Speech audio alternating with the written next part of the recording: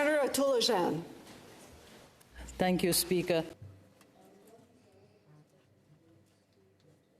Being World Refugee Day, I thought I should speak. I want to remember the millions displaced and acknowledge their resilience and their struggles. And as people have been speaking, I've been sitting and scribbling on paper. Senator Omidwar gave us the numbers, but I just want to share with you that 52% of the current refugees are from 3 countries, from Syria, from Ukraine, and from Afghanistan. And over 43 million are children. We are witnessing the highest level of displacement on record.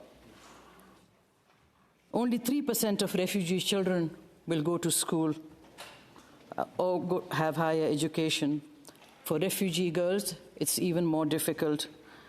Refugee girls have less access to education than boys and are half likely to be enrolled in school by the time they reach secondary level.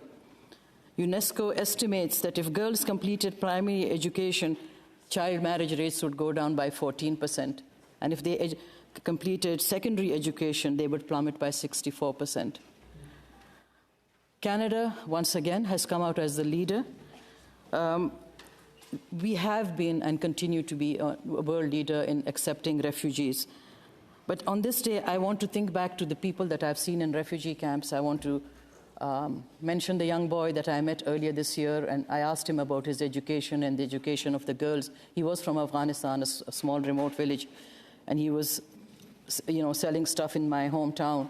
And I stopped to talk to him, and he said, girls? He says, girls don't get an education. He said, I don't have an education. He said, I went to class 6, and that was it.